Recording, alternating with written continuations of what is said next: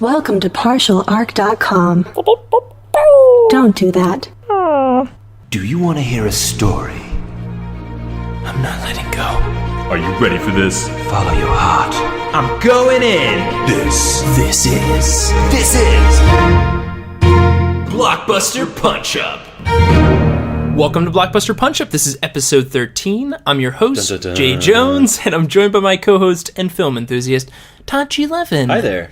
How are you, Todd? This is a few days after Friday the 13th, That is, yeah. and it's episode 13. It is. That. Oh, uh-oh. Mm-hmm. Oh, no. We gonna caused the die. eclipse of that to happen again, didn't we? It's the apocalypse, and it was because of our podcast. It is raining fire outside. A podcastalypse. A podcastalypse. That's it. That actually worked quite well. It needs to be like a supervillain or something. I am a podcastalypse. You are forced to listen to my 45 minutes of comments and opinions. We need to call Marvel and DC right away. I mean, this is going to be a great bidding war. Podcastalypse. Podcastalypse. Who would play him? Or her. Rafe Fiennes as a transgender Rafe Fiennes, so we cover the whole board. You nailed it. Yeah, I mean, yeah. I'd love it. With giant lips. With giant lips. Yeah. Yeah, because that's his secret weapon. That was his, like, Bond villains have, like, a deformity of some kind. Right. His was just over-sensual podcasting lips. The thing that no one can see but everyone can hear. His enunciation is so perfect that it destroys people's minds. With his siren call. This is the weirdest beginning to any episode that we have ever... I think so. I'm very... what were we talking... What did we come here to talk about? I'm very perturbed. We were talking about Friday the 13th, which was recently... We got way off course. course. Yeah, and that thing called Valentine's Day. Valentine's Day. But really what we're here to talk about is the love... Yeah. See that transition? Oh, I did. That was quite clever. The love of movies. And the heartbreaks. Like the one that we're going to discuss today. Yeah, guys. And if the title didn't give it away of the episode, which is the name of the movie, we are discussing Jupiter Ascending. I had such high hopes. Yeah, it did. A few years ago when it was going to come out. Then kept being pushed back further and further. To the point of where it was... We're all getting a little suspicious. Man, how many reshoots are they doing for this dumped film? into the graveyard of February. Yeah. And then... and then it was released to the masses. And then it came out. And what it felt like was similar to Dr. Forrester forcing movies upon the folks in the Satellite of Love, Mike and the Bots, and Joel and all those guys. It felt like that. It felt like an evil science project that was hell-bent on destroying my mind, being forced to watch it. Your will to sit through a film was tested. And the thing of it is that I paid for it. I paid for this experience. I paid to be numbed. The best part about this was Todd called me immediately after seeing this film and just told me how much he kind of loathed it. I saw it immediately. I saw it maybe an hour after we talked. My phone dies after I call Jay. When it turns back on a few hours later, I get this text message that says, "That's it. I'm seeing it." I dropped everything I had to go see this film. You just couldn't. And it's not like I was saying that it was so bad, because the thing is that, it's the reason that we're doing this episode. We referenced before films that you could just easily, we're not really interested in talking about those films because mostly the punch-up is just, don't make that film. Right. Just don't do that next time. But, for all of you out there who aren't going to see the movie, go see it. You're welcome. Yeah. Because now you don't have to. You don't. You can listen to us talk about it. Just listen to us talk about it, and you'll understand what everyone else is talking about. Oh boy, is it a doozy. It is. And guys, for your wonderful listening pleasure, as we always do, we're going to take you through a recap of the film. And like we said, for some of you that just kind of dove into this because you weren't going to see the movie, don't worry, we're going to take care of that storytelling experience for you right now. So Todd, if you could kick us off with our film recap. Yeah, so Jupiter Ascending is about a girl named Jupiter who ascends to something. Her parents met back in Russia. Star-crossed lovers, you say? Oh, yes. Nope, just kind of met randomly on a bridge one night. Oh. He's an astrophysicist. She's going to university for what I'm not sure. I think she's a mathematician or something. Sure. They meet one night. It's love at first sight. The kind of love that makes you want to name your kid Jupiter. Yeah, because planets are a thing. That's right. But sadly, not the kind of love that can stop bullets. And when some random guys just show up in their apartment to, I'm not sure what, maybe a robbery. There were like 5 guys, by the way. That was a very organized, small robbery. The father gets shot. The mother is forced? I don't know. Yeah. To emigrate to the United States, takes her degree in mathematics. Yep. And applies to become a cleaning lady years later. Total normal career path for that type of education. Meanwhile, In space. 3 children of a royal dynasty meet on a deserted, formerly populated planet to discuss their plans to divvy up their mother's wealth, who recently died. This includes a little planet called Earth. Dun, dun, dun.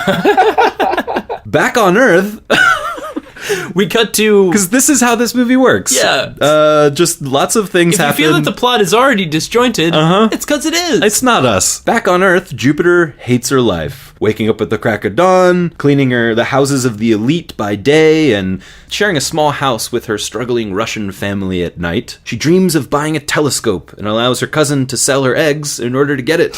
Enter Channing Tatum's character Kane, a half-man, half-wolf with gravity ice skates. He saves her from the fertility clinic, brings her to safety, and explains that she's actually galactic royalty. We're not only not alone in the universe, but that our planet has been planted by space farmers. Yep. Who have done through a process called seeding, created for the purpose of harvesting as soon as the planet's population reaches a Darwinian apex point that is then ripe for reaping. And what is this reaping, you guys? We're all turned into liquid. For some type of... Bath or ointment cream. Well, it's some type of youth serum. Yeah, it's like an elixir. immortality elixir. Yeah, it's an immortality elixir. Oh, no! That this... To which... And she learns of all of these things in this moment after being saved by Channing Tatum, the werewolf ice skater, to which she replies, "How did I get my clothes on me?" What transpires after that is really anyone's guess. Really, the movie goes all over the place. We go to planets. We meet a bunch of things. We learn that Jupiter is a genetic reincarnation of the mother of the 3 royal kids. Yeah, and that the kids don't like each other, and like there's She almost marries one of them. Channing Tatum pulls a graduate and busts in the church right at the last minute. "You're not gonna marry my lady." And then the guy says, "All right." There's a big climactic final sequence on Jupiter where the refining facility for harvesting all the humans is destroyed. You know, she ends up back on Earth, and the only thing she really wants to do, now that she owns the Earth, she saved it from these, this royal family of farmers, is to become a cleaning lady. And not because I'm humble, but because... well, all that space stuff got real confusing, so I'd rather just be back on Earth where I know it's safe.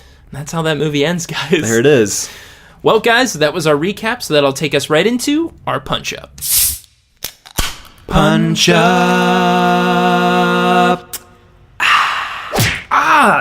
Todd, why did you punch me? That didn't make any sense. Well, Jay, that's what you get. Things that just don't make any sense whatsoever and have no recourse at all.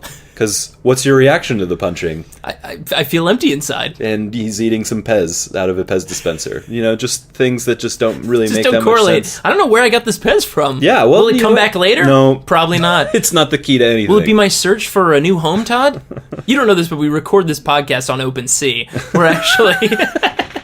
We're in a hot air balloon. We're in a hot air balloon. We get really good wind dispersion here. It's pretty nice. Yeah. That's the right word, right? Dispersion? Wind dispersion, that's it. Let's go to the chart for correct science terms. Guys, we're going to talk about Jupiter ascending, obviously, but, there's some precedents going into this film. Yeah, I mean, the Wachowskis, listen, I really like them a lot. I'm a big fan. Obviously, The Matrix, everyone loves The Matrix. For those of us who are trilogy apologists, we also like the second 2 movies. However bad they may be, it's the continuation of the story that we enjoy watching. The first one was just such a huge wave. The other one was kind of just riding you're riding that to the shore, and then maybe standing on a board on the shore for the whole last movie. That's kind of like what that experience is like. But it's, you like these movies, and then came Speed Racer, which is actually one of my least favorite movies of all time. I think we've addressed this in a previous episode. We have. So they're these filmmakers who I love, but they're contentious for me in my heart. Right. Because I like them so much, and I love that they have this wonderful, unique shared brain where they have a great visual vocabulary, I guess, right? Yeah. They make up these incredible, their concepts are really interesting, and every once in a while they make a doozy like Speed Racer, and then they make this movie Jupiter Ascending, which I just can't even, like, it's a step above Speed Racer because it's original, but it's not many steps above Speed Racer because it's this amorphous, random, no sense kind of movie that just at no point do you really care about anything that's going on because you have no idea what's going on. Not at all. There's about 40,000 themes, 40,000 plot arcs. None of them pay off. And then there's also 0 themes and 0 plot arcs because none of them pay off and none of them come to fruition ever. But before we dive too deep into some of the things we don't like about Jupiter Ascending, we always kick things off here with a little of the things we liked about Jupiter Ascending. So let's talk about that. I guess the visuals were visual. They were very visual. I saw them. Yeah, they were there. And there were some colors mixed with depth and no, but I mean, but they're so good at world building, you know? Chicago. Beautiful self-realized world. They have this great world building ability, and when we're taken to these worlds, unfortunately in this movie we don't know what they are or really care, but cool to look at, and they're populated by all these like very strange creatures. I mean, there's an elephant pilot at some point. There's an elephant pilot. There's a crocodile, a winged crocodile. I like the crocodile. Yeah, that's a cool character. Bat people, which I would love to know more about them. There's a female protagonist, which is really nice to see in a science fiction movie. I like that too. Is she progressive and transcends the, needing a man kind of story? Not so much. No, she has no agency whatsoever. Yeah, and unfortunately. no abilities, and no. So that's unfortunate. So it seems like in the end, we the things that we like are the things that we don't like. Right. So a lot of this feels like we like where they started. Yeah, like where they got out their toy box and they were like, well, we're gonna put a female protagonist in there, and we're like, oh, that's great. They're like, oh, we're gonna do crocodile aliens, like we're gonna go nuts. We're gonna go Guardians of the Galaxy nuts with aliens. Yeah, a royal family that's that's divvying up different planets, and they've lived for millennia. And there's gonna be this kind of like Game of Thronesian between them, like who has more control. That's cool. Let's throw that in there. Sure. Cinderella's story, maybe deal with some immigration. Maybe something about immigration and living in America. And then the American dream, I guess, becomes the galactic dream. The galactic dream. I'm not sure. You know what? I like the gravity boots. The gravity boots were cool. One thing that I can say that I really, really liked about the movie was the gravity boots are a great concept. Yeah. I've never seen it before. That's a completely new thing. The guy's like skating on air. But yeah, so those were some of the things we like, I guess. Some of the things we didn't like. So without getting too far into the weeds, different aliens and things like that, I mean, some of the bigger strokes. Yeah, the broad strokes. The broad strokes we've kind of talked about a little bit already. What was the arc of this film and the arc of the characters? Yeah, I left this movie and I turned to the person I saw it with and she goes, my least favorite question in the credits of movies, what'd you think? So I always hate it when people ask me like right after the movie, because I'm like, I mean, I'll process it. I do have an opinion right now, but I would like to maybe think that maybe I'm wrong, or I'm processing it or something like that. Right, you don't want to have a knee-jerk reaction. Yeah, sure. Unless of course it's elation and you're like, oh, it was amazing. Yeah, right. If in the rare occurrence, unfortunately, that I'm like, oh my god, I'm blown away by a movie, like I can't stop talking about it. In this movie, I turned to her and I said, what happened? And she starts laughing, and I said, no, what was it about? Like, what did everybody learn when exactly. they got to the end? What did she learn? What did I learn? Like, what is this movie about? We've got a few different stories here. Yeah. We've got this royal family who, in the wake of their mother's death, divvy up the empire, and it's all about estates and all this kind of stuff. And even some of that correlates... Evil plotting. And even that correlates a little bit to, like, Mila Kunis being like, even though she has kind of this infighting with her family sometimes, in the end, she still kind of risks everything to save her family. So is this movie about, like, maybe you should give up the infighting and just love your family? Is that what it's about? Yeah, family love. Is that what the movie's about? Then there's a story of love between, her father and her mother, the star-crust conversation. We're being very generous here because these things aren't actually in the movie. This actually ties into a bigger problem. Like, the whole film was like, nothing has any consequence and none of what we do actually matters. So Jay's talking about a scene where there's a terrific battle between the Channing Tatum character and these alien TIE fighter spaceships that are like, trying to like kill them and everything, that takes place 20 minutes in the movie for 20 minutes. Like, it's an epic galactic battle. I was terribly bored. Because it's a terrible scene. It's really boring. It's 20 minutes in, so we know they're going to live. And like, we know they're going to... Exactly. Going to die 20 we know minutes they're in going to movie. live, and it's a finale-like scale kind of They like destroy dogfight. almost all of downtown Chicago. They destroy the city, and then at one point they get into another, like an alien's mobile, like one of the spaceships. Mid-fight. So you're like, oh, well, that's how they'll escape the planet, right? That doesn't happen. They escape in a Honda with the line, "We need to lay low for a while." And we're like, what? What do you think that was? And then she says, well, how, I mean, the whole city's, she says what we're thinking, which is like, WTF, mate.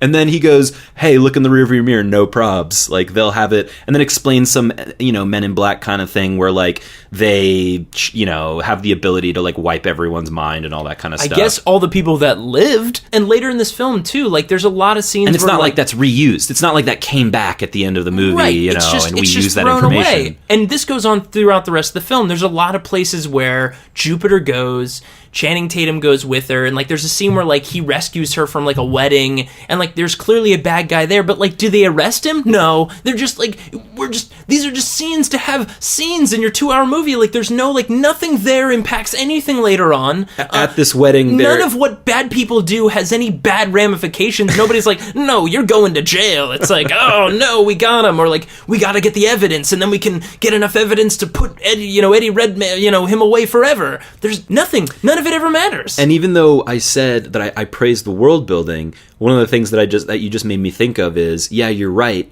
Even though the world building in terms of visually, like, oh, that's a place that doesn't exist that I'm now looking at for the first time, even though that's there, we don't get a sense, we learn that there's this royalty, but we never see, like, who are the subjects? Yeah, they're all robots, it seems. Who are, like, is there a greater galactic empire where these people are the royalty of and they have recourse, like their actions have recourse? Like, are they selling this elixir and enslaving the masses with it?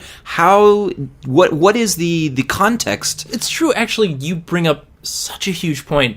When we see royalty or when we see emperors or bad guys in movies, like for example, like Star Wars, you see like Emperor Palpatine arrive at like the Death Star, and there's the Death Star and all these ships and all these troops, and like when that person, that bad guy has power and wants to do something, planets, people, whole societies will go poof up in smoke. Right. Or even in like Lord of the Rings or old medieval films, you see whole armies and troops like, don't piss off the king or he'll destroy your whole town. Look at all these troops and weapons he has. While in this movie, these royals who we perceive as having all this power, we don't really see what that power is. They're on pretty ships. And huge ships, huge refineries. With like, a bunch of these, like, red shirt kill 'em androids that, get easily dispatched, which, by the way, our hero, like, breaks into all of these places very easily. Like, one ship manages to get through all this stuff. Like, what is the threat of these evil royal people?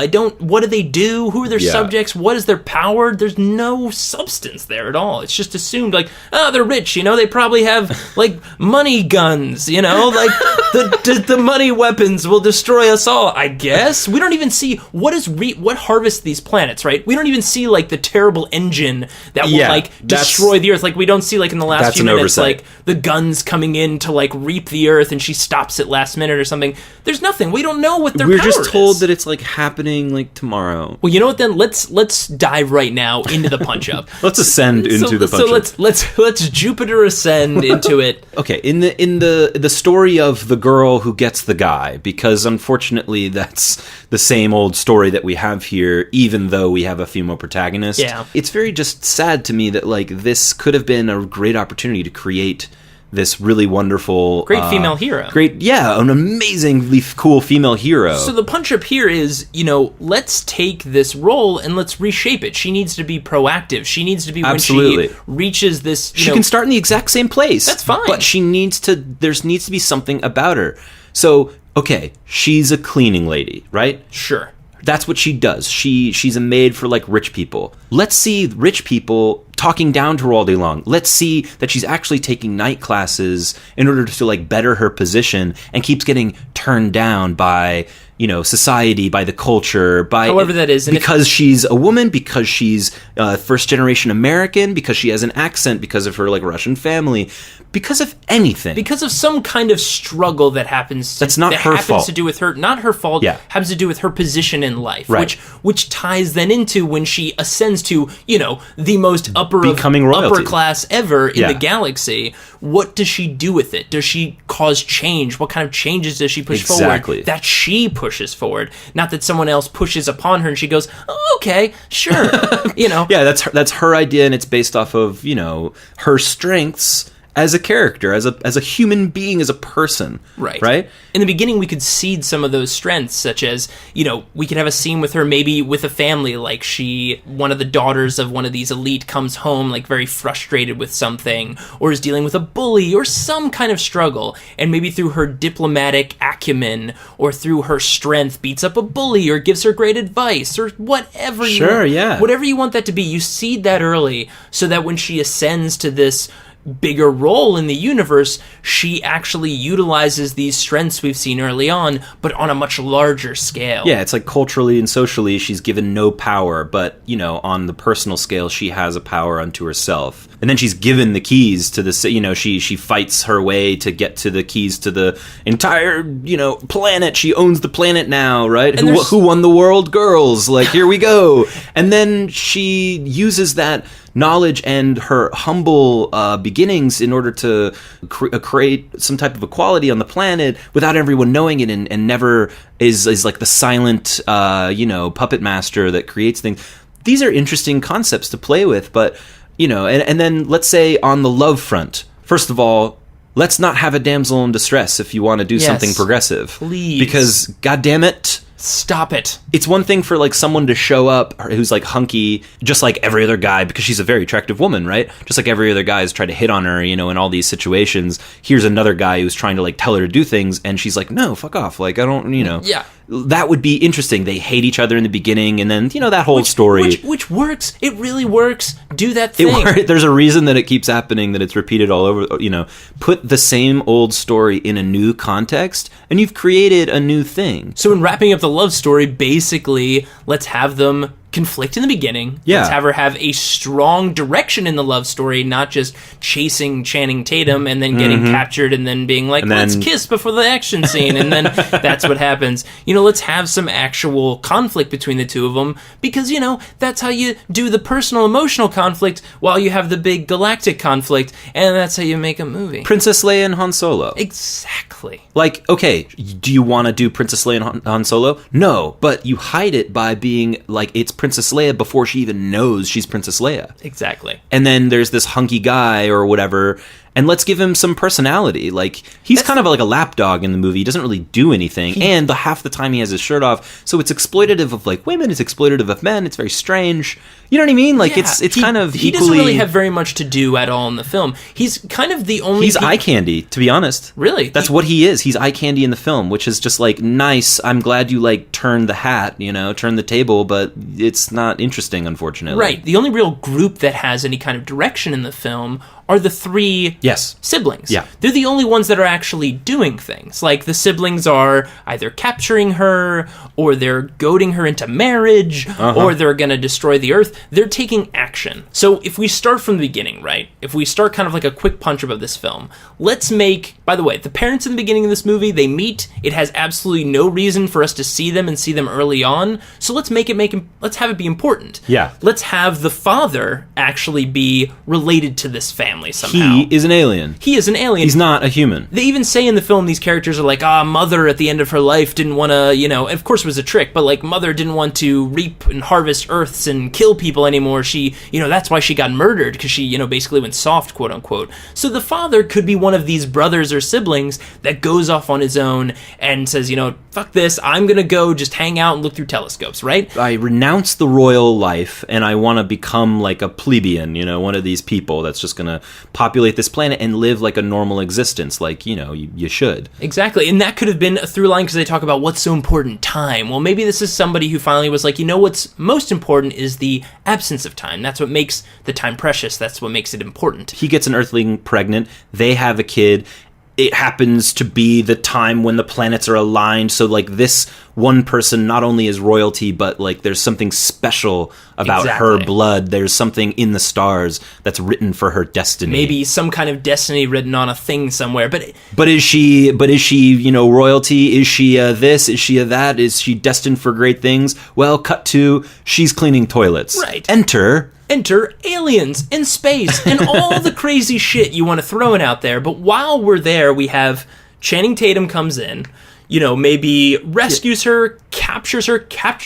Let's say he's a bad guy, yeah? Captures her is interesting because now we have the, not Han Solo exactly, but like, hey, I'm tying you up, I'm putting you in the back of the ship, and I'm taking you to this guy because, this is a job. I'm going to get my wings back. He's a bounty hunter. Which, by the way, I like the wings, getting my wings back. I thought that the payoff for that was going to be, I don't need my wings back. I have you now. There you go. Yeah. The wings were his thing of like what he thought he wanted, what he thought he needed. And just like what she thought she needed was stuff, money, wealth, right? But then she's the queen of the planet, and then realizes that all she really wants is her family and the people who mean something to her, like him. Exactly. And so we have this, right away we have this rivalry between them. Maybe she gets out of her, binds or whatever and like fucks up the ship and they crash somewhere and you get zaniness going on here. So sure, you have less of this, captive, female protagonist, and you have damsel more of this in distress, active, not damsel. She's kicking ass. Maybe she picked up some stuff and wherever she was, who knows? Yeah, she like learns how to do this, or maybe there's a strange skill that she had back on Earth that like she can reutilize.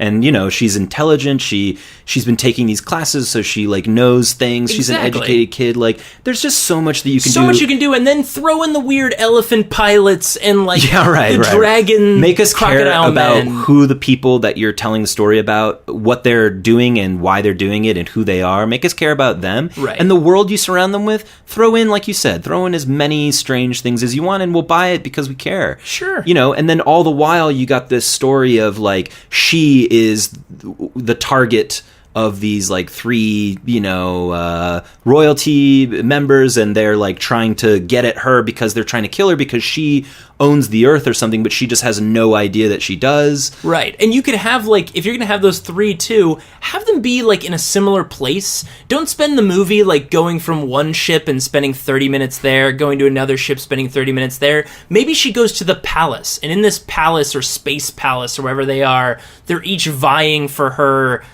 trying to get her side or something like this in politics or in decisions around the universe or whatever. Give her some hard decisions to make. Hey, you're in this new super galactic role. We're going to harvest this whole planet. Oh my God, that's terrible. Oh, but we're harvesting this planet to save this planet. And it's just like, throw some really difficult stuff out there. Yeah, let's say in the beginning she's like going to law school at night. Yeah. Okay. And that's a great. So then she gets to this point where she's like on this intergalactic council. She has proven herself royalty by blood. She's now a legal royal member of the family and trying to win Earth back or something. Right. She's in a legal battle for Earth. And she's in a legal battle for Earth or something. So there you go. That's interesting. By the way, that tagline is great. Mila Kunis enters in a legal battle for Earth. And listen, if you want to have this moment, which I think they were trying to go for something like this, at the end of the movie, we mentioned that she goes back to cleaning toilets, which means nothing because she didn't change. She didn't change or learn anything. So we don't know why she wants to do that. It's a very odd thing. She goes from, I hate my life, to having an afternoon where lots of things happen, and then coming back and being like, whew, glad that's over. Man, let's get back to cleaning toilets. Nuts. And there's no reason. There's no reason for it. So let's say if you want to keep that idea, later in the film, she's a queen, she's royalty, she's all this, and then someone like walks in her room and she's cleaning a toilet. Right. She's their toilet. And they're like, what are you doing? You're royalty. And she's just like, you know what? Sometimes it helps me think. It helps me. It reminds me of who I am. This is like a humble, interesting person now. Right. You know, she cleans a room and that helps her, and that's a thing that people know too. That's a great story. People say that all the time. Like, even just in day and day, people say like doing specific tasks, cleaning, folding, things like that helps open up your mind, helps you relax. And that would be a great thing for the end of the film. And there could be some, you can make a metaphor there with like the cleaning of a planet. You know what I mean? Like if you want to draw these lines towards things. If you really, but at least have them tie together. So there's so much that you can do, and this movie could have been this really strange, wacky, wild, but awesome adventure of this badass chick, her boy toy, but who's actually like an interesting kind of character. Right, and if you want to make we didn't really give him, too much to do but still, yet. I mean, if you want to give him like a damaged war past who's, trying to, because the whole film is trying to get back to it. Sure, yeah. I mean, we mentioned before that he has this, this rage that that caused him to hurt somebody before. So in the movie, we learned that he lost his wings because he bit a royalty, a member of the royal family. Right. Here he is meeting this woman who he doesn't know that she's royalty either. And he's trying to hit on her just like everybody else, right? Then he finds out that she's royalty. Then he's like, I hate you guys, and reveals royalty killed my whole family. So that's why I killed that royal member. Exactly. I want to kill you right now. But unfortunately, I'm attracted to you, and I'm attracted to you because you're royalty, but you don't act like it. You know what that through line ties back to? That ties back to when she was on Earth and other people misread her they thought she was something because of her position, her lot in life. Exactly. So that ties right back to the whole through line of, don't judge a book by its cover, basically. Right. And everyone has their strengths, everyone has their weaknesses, everyone is fully capable and should be recognized as a full person and is empowered. Their voice means something and they're important. If only whether they're a werewolf man or a cleaning lady or a sibling god of planets. They're important if only to the people who care about them. They matter. Exactly. And their opinions matter and their presence matters. This is a story that means something. There's emotional scenes that don't have lines like, call me Jupes, or, stuff like that. Oh my god, you're right. There is a moment in this movie where she says, call me Jupes. And no one has ever addressed her as Jupes in the entire film. Movie. And she says, in a moment after she's been whisked away from her planet by a werewolf guy, told that she's royalty, gone through like an intergalactic DMV, all this mishigas, she's like, oh, by the way, call me Jupes. Casually, like it ain't no thing. To robots and people she's never gonna see again. To like aliens that she just met, and it's just so like that right there is the dichotomy, the disconnect with this movie. And the thing is too, if that's supposed to be a character that just goes with the flow no matter what, develop more of that personality. That's a different character. That's a different character. Yeah. But then again, even that character wasn't developed. That could have been fun. Like, you're not freaked out by this? Like, no, this is pretty cool. Nah, it's cool. I'm used to it. Yeah. But I love this. This guy's named John. I got to talking to him yesterday. You know Elephant John, the pilot? He's got a whole family, 13 kids. Do you know that? It's crazy. He told me about the feeding, and then the guy's like, wow, like, you're amazing. You're totally open to all this stuff. That's an interesting character, too. But, again, so I think, at the end of the day, our biggest punch-ups for this film is a strong female protagonist, please. And again, she doesn't that's like a strong female protagonist is nice, but make her a strong female protagonist that does active things and we care about. And whether she's a female protagonist that like kicks ass, yeah, or has a strong personality, right, or just an interesting, well-rounded personality that has something to add to the story and to the development of the people around her, yeah,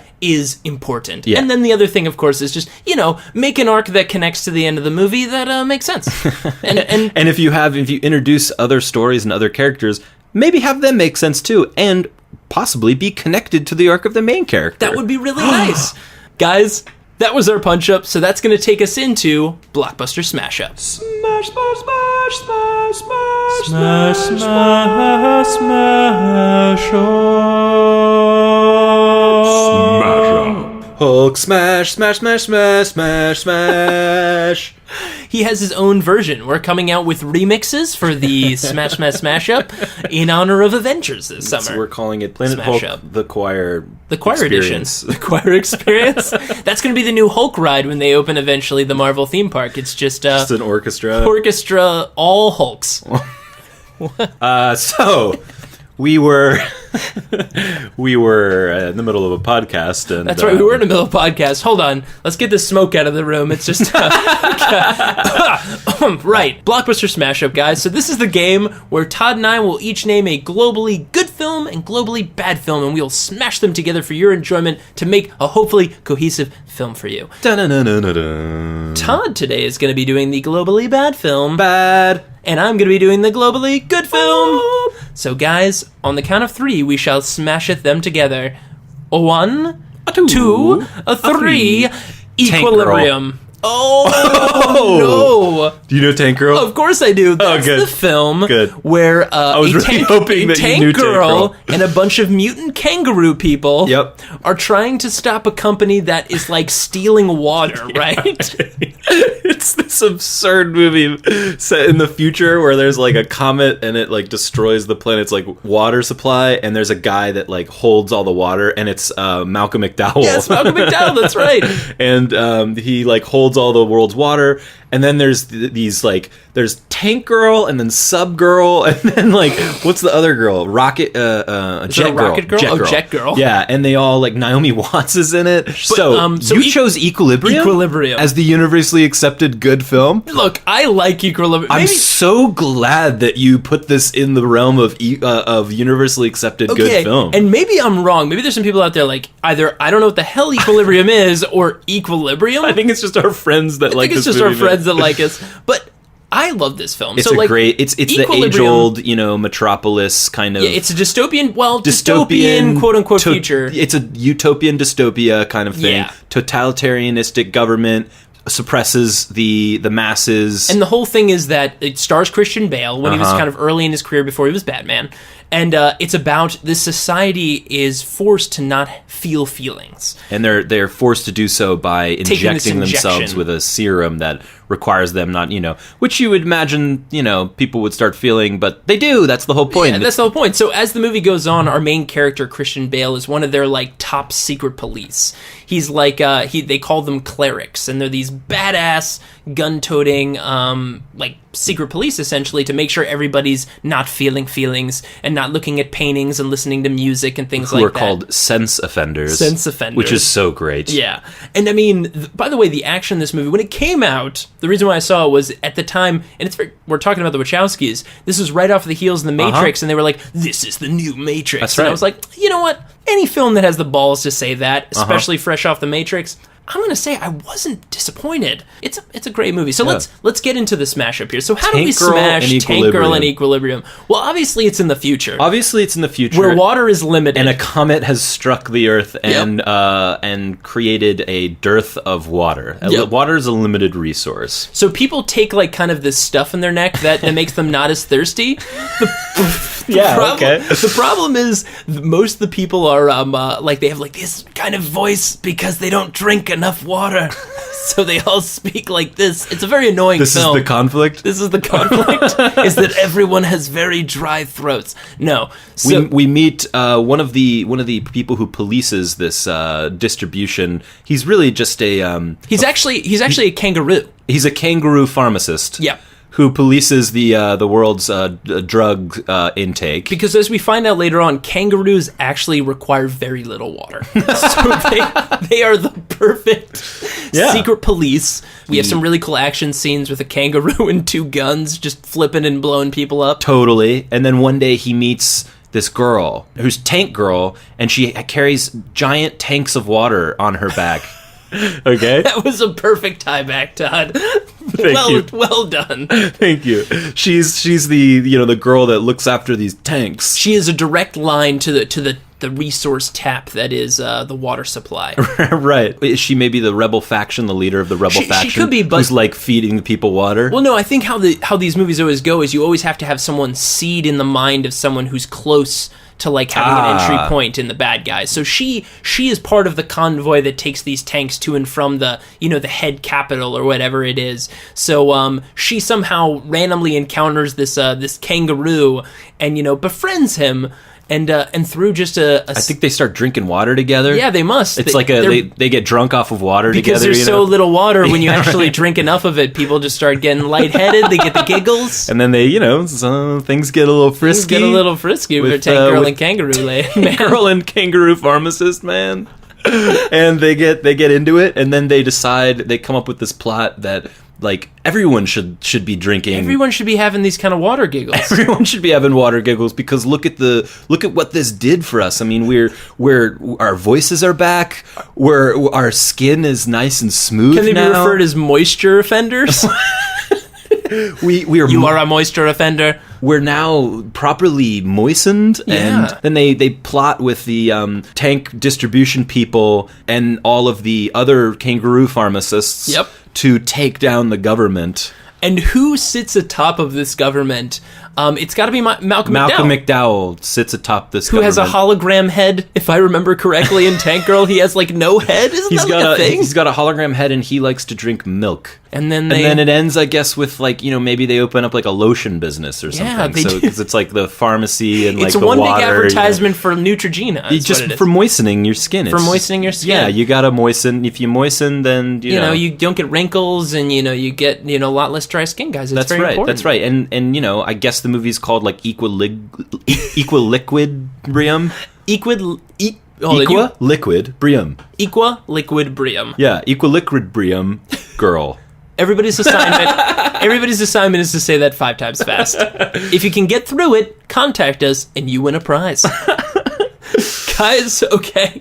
So that was episode 13 of Blockbuster Punch-Up and our review of Jupiter Ascending. Hope we didn't cause the apocalypse. What a horrible thing we've created. We've created several horrible things. You know what? But we were inspired. Yeah, we were. By Jupiter Ascending. The beauty that was Jupiter Ascending. Thanks, Wachowskis. Thanks, guys. I strongly look forward to the next film. I mean, I cannot wait. Is it Bound? Is it Matrix? Is it Cloud Atlas? Or is it Speed Racer? Is it Speed Racer Ascending? Jupiter? I think it's Speed Racer Ascending. The sequel. All right, guys, so we'll be posting a new episode every other week. Please leave us a review or any comments on iTunes. It really helps people find the show. And if you'd like to download more episodes or check out other similar podcasts, head over to partialarc.com. That's arc with a C. Of course, you can email us any questions at blockbusterpunchup@gmail.com and let us know your punch-ups. Let us know your theories about Michael McDowell and how that relates to kangaroos. We'd love to hear them. Of course, you can follow us on Twitter or like us on Facebook. And, of course, follow Todd on Twitter and Instagram at TG11. Yep. Thanks for listening, and see you on the next episode of Blockbuster Punch-Up! Let's go home.